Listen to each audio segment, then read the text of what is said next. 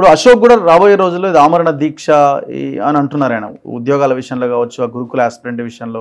So ఇట్లాంటి విషయంలో మేము దీక్ష కూర్చోబోతున్నాం అని అంటున్నారు కదా. సో అట్లాంటి వాటిని మీరు ఎట్లా చూస్తున్నారు?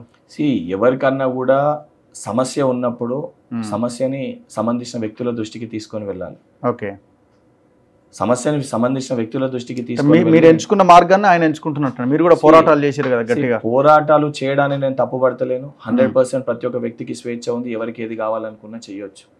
కాకపోతే ఉద్యమాన్ని తప్పుదో పట్టించి రాజకీయ లబ్ధి కోసము అవతల పైన బురద చల్లితే మాకు రాజకీయ లబ్ధి చేకూరుతుంది అని ఒక మోటివ్ తోటి పనిచేసినప్పుడు 100% దానికి సంబంధించిన పరిణామాలు ఏ రకంగా ఉంటే స్టూడెంట్స్ని రాంగ్ మోటివ్లో తీసుకొస్తే ఆ సంబంధించిన సిచ్యువేషన్స్ ప్రకారమే పరిస్థితులు కూడా ఉంటాయి. ఎందుకనంటే చాలా స్పష్టంగా ఒకటి, ఇప్పుడు రగన్న యాజ్ ఎ జర్నలిస్ట్గా నన్ను ప్రశ్నించినప్పుడు నేను సమాధానం చెప్పే, ఎందుకంటే ఒక జర్నలిస్ట్ గారికి నేను చెప్పాల్సిన బాధ్యత మేరకు నేను సమాధానం చెప్తాను. అదే రగన్న పోయి ఒక ప్రతిపక్ష పార్టీ టీఆర్ఎస్ బీజేపీ పార్టీకి నన్ను ప్రశ్నించి ఆయన ఇండిపెండెంట్ గానే ఉన్నాడు కదా, ఇండిపెండెంట్ గానే పోటీ చేశారు. మీకు అదే చెప్తున్నా. ఏదైతే సంబంధించి వారు దీక్ష కూర్చున్నప్పుడు కూడా, దీక్షకి కూర్చున్న రోజు కూడా అనేక మంది నాకు చెప్పిండ్రు ఈయన ఎలక్షన్ మోటివ్ కోసం చేస్తుండు స్టూడెంట్స్ అంటే. నేను ఏ రోజు కూడా నమ్మలే. వాస్తవానికి ఏదైతే స్టూడెంట్స్ కోసం కష్టపడుతుండో, సరే గవర్నమెంట్లో ఉన్నప్పుడు అసలు ఒక ఇండివిజువల్గా ఉన్న వ్యక్తులకి వాళ్ళు ఒక మోటివ్ కోసం వర్క్ చేస్తారు కాబట్టి ఆ మోటివ్ని పరిష్కరించాలని ఒక ఆలోచనతోటి ఆ సంబంధించిన స్టూడెంట్స్ మాట్లాడినా. నేను నాసిక్లో ఉంటే సంబంధించి నాకు అక్కడ ఫ్లైట్ దొరకకపోతే నేను బై రోడ్ వచ్చినాను. ఇమీడియట్గా మిడ్-నైట్ వచ్చి ఏదైతే సంబంధించి వారి ఇంట్లో వారి వైఫ్ కానీ వాళ్ళందరూ బాధపడుతుంటే లేదు అని చెప్పని ఇమీడియట్గా టెట్ అయిపించి, లేదు సార్ అన్ని సమస్యలు పరిష్కారం అవుతాయి అని చెప్పి ఒక హామీ ఇవ్వడం జరిగింది. కట్ చేస్తే దాని తర్వాత అసలు వ్యక్తులు కూడా బల్మూరి వెంకట్ అన్న వ్యక్తి, నేను పార్టీకి ఏదైతే మ్యాండేట్ ఇచ్చిన బీఫామ్ ఇచ్చిన వ్యక్తికి నేను పనిచేస్తే కూడా నా పైన విమర్శలు చేస్తున్నారు అన్నప్పుడు వాళ్ళే ఆలోచించుకోవాలి వాళ్ళు ఎవరిపైన మాట్లాడుతున్నారు, ఏం మాట్లాడుతున్నారు అనేది. ఈరోజు చాలా స్పష్టంగా నాకు ఏదైతే ఎమ్మెల్యే కోటాలో ఎమ్మెల్సీగా పార్టీ అవకాశం ఇచ్చినప్పటికి కూడా నేను యువకులకి విద్యార్థులకి ఒక సమన్వయకర్తని, వాళ్ళ బాధ్యత నాది అని చెప్పి చాలా స్పష్టంగా మొట్టమొదటి రోజుకెళ్ళి చెప్తున్నా. అండ్ మీరు అన్నట్టు ఇదే ఈ వ్యక్తులు దీక్షలు చేసినప్పుడు కూడా నేరుగా వారి దగ్గరికి వెళ్ళిన 100% ఈ సమస్యలు పరిష్కారం అవుతాయి అని చెప్పి. సమస్యలు పరిష్కారం కానికి సిద్ధంగా ఉన్నప్పుడు ఒక డేట్ మీకు ఇచ్చి ఇష్యూ రిజాల్వ్ అవుతుంది అని తెలిసినప్పటికీ కూడా మీరు ఇంటెన్షనల్గా వెళ్ళి దీక్ష చేస్తున్నారు అని అంటే దాని మోటివ్ ఏమని తీసుకోవాలి? మేము గతంలో ప్రొటెస్ట్ చేసినాం, మేము ఫైట్ చేసినా, మీరు కూడా అనేక సందర్భాల్లో మా ప్రొటెస్ట్ కవర్ చేశారు. బయటనేమో ఆయన ఎమ్మెల్సీగా నిలబడడానికి మీరే ఇంటర్నల్గా అన్నది కొంతమంది మాట్లాడతారు. ఆయనేమో బల్మూరి వెంకట్ ఒకరికి అమ్ముడు పోయిండని ఆయన అంటారు. అంతా ఎవరి లైన్ వారుకున్నా నిజమేందో ప్రాపర్ టైంకి బయటకు వస్తుంది. అండ్ ఆయనకి నచ్చినా నచ్చకపోయినా, ఎవరికి నచ్చినా నచ్చకపోయినా బల్మూరి వెంకట్ అనే వ్యక్తి మొట్టమొదటికెళ్ళి కూడా నేను పోరాటం చేసింది నేను ఉంది కాంగ్రెస్ పార్టీలో. నా రాజకీయ ప్రస్థానం మొదలైంది ఎన్ఎస్వై రాష్ట్ర అధ్యక్షునిగా. ఆమె రిప్రజెంటేటివ్, ఆమె రిప్రజెంటేటివ్ అండ్ కార్యకర్త of Congress party. So 100% Congress party ఎవరికి బీఫామ్ ఇచ్చినా, బీఫామ్ ఇచ్చిన వ్యక్తిని గెలిపించుకునే బాధ్యత నా పైన ఉంటుంది.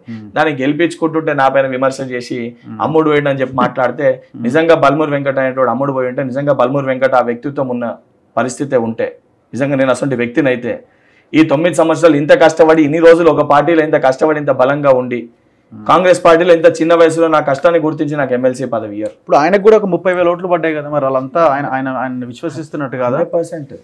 ఇప్పుడు నేను దాన్ని తప్పు పడతలేను కదా. ఆయనకు 30,000 మెజార్టీ మ్యాండేట్ ఇస్తే సంతోషమే.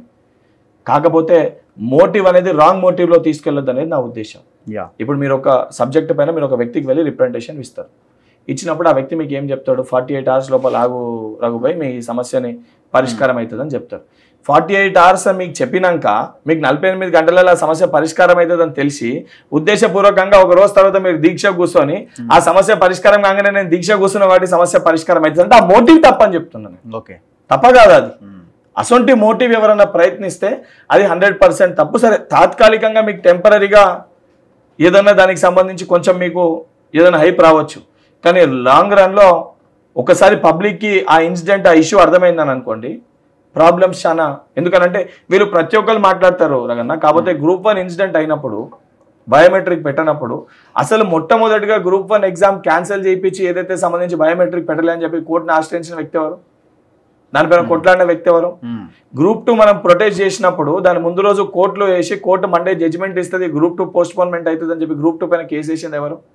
టీఎస్పీఎస్సీ పేపర్ లీకేజ్ అయినప్పుడు దాన్ని సిబిఐకి అప్పచెప్పాలని చెప్పని ఆ ఇష్యూ చాలా పెద్దదని చెప్పని వాస్తవాలు బయటకు రానికి పరిస్థితి ఆ రోజు కోర్టుని ఆశ్రయించింది ఎవరు? ఇదే బాసర ట్రిపుల్ సమస్య వచ్చినప్పుడు డైరెక్ట్ గా గేట్ ఎక్కి దుంకిపోయి ఆ వీడియోస్ ని చిత్రీకరించి మీకు కానీ ఎవరికి కానీ బయటకు తీసుకొచ్చిన వ్యక్తి ఎవరు? ఇదే ఫుడ్ పాయిజన్ ఇన్సిడెంట్స్ అయినప్పుడు అవన్నిటిని కూడా వాస్తవాలు బయటకు తీసుకొచ్చిన వ్యక్తి ఎవరు? ఏదైతే గురునానక్ కానీ శ్రీనిధి యూనివర్సిటీలో ఏదైతే విద్యార్థులను మోసం చేస్తుంటే అర్ధరాత్రి పూట యూనివర్సిటీలో పోయి స్టూడెంట్స్ ఇబ్బంది పెడుతున్నారు, తల్లిదండ్రులను ఇబ్బంది పెడుతున్నారు అంటే ఆ రోజు ఇబ్బంది పడి వాస్తవాలు బయటకు తీసుకొచ్చి దాన్ని క్యాన్సిల్ చేయించిన వ్యక్తి ఎవరు? ఇవన్నీ అంశాలపైన ఏదో నామమాత్రానికి ఫైట్ చేసినవి కాదు. 9 సంవత్సరాలకి వెళ్ళి ఆల్మోస్ట్ బిఫోర్ కోవిడ్కి వెళ్ళి మీరు నన్ను కలెక్ట్ చేస్తారు.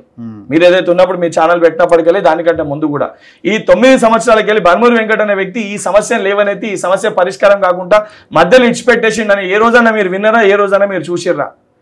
ఎందుకంటే వాస్తవానికి సమస్యలు పరిష్కారం కావాలని చెప్పని మనం ఆలోచిస్తాం. ఇవన్నీ ప్రొటెస్టులు చేసినప్పుడు కూడా టీఎస్పీఎస్సీ దగ్గర కానీ ఏదైతే ఆ రోజున ఎడ్యుకేషన్ మినిస్టర్ ఇంటి దగ్గర కానీ ఏదైతే ప్రగతి భవన్ కానీ బాసర ట్రిపుల్ కానీ ఇవన్నీ అంశాలపైన సంబంధించిన ఆ రోజున్న మంత్రుల్ని, ఎమ్మెల్యేలని, ఎమ్మెల్సీలని కలిసే ప్రయత్నం చేసినప్పుడు, అధికారులని కలిసే ప్రయత్నం చేసినప్పుడు వారు పట్టించుకోకుండా నిర్లక్ష్యం వహిస్తే ఆ రోజు నేను ప్రొటెస్ట్ చేయాల్సి వచ్చింది, ఆ రోజు నేను రోడ్ ఎక్కాల్సి వచ్చింది. ఓకే, సో ఈ క్వశ్చన్ ఇలాగే కంటిన్యూ చేయండి వీలైనంత వరకు. సరే, కొంత మీకు కొన్ని ఇబ్బందికరమైన పరిస్థితులు, ఏం ఇబ్బంది ఉండదు, సొంత పార్టీలో ఉన్నప్పుడు సరే ఎవరు అనుకున్నా అనుకోకపోయినా కొంత సమస్య ఉంటుంది. బట్ అయినప్పటికీ కూడా నిరుద్యోగుల ఇష్యూస్ కానీ ఉద్యోగుల ఇష్యూస్ కానీ ప్రభుత్వం ముందు తీసుకెళ్లే ప్రయత్నం చేయండి. సో ఇది మేము కోరుకునేది. 100% బాధ్యతతోటి పనిచేస్తాం. Thank you very much Venkat గారు, థ్యాంక్ యూ. సో ఇది బల్మూరి వెంకట్తో ఇంటర్వ్యూ. చూస్తూనే ఉండండి మన తొలి.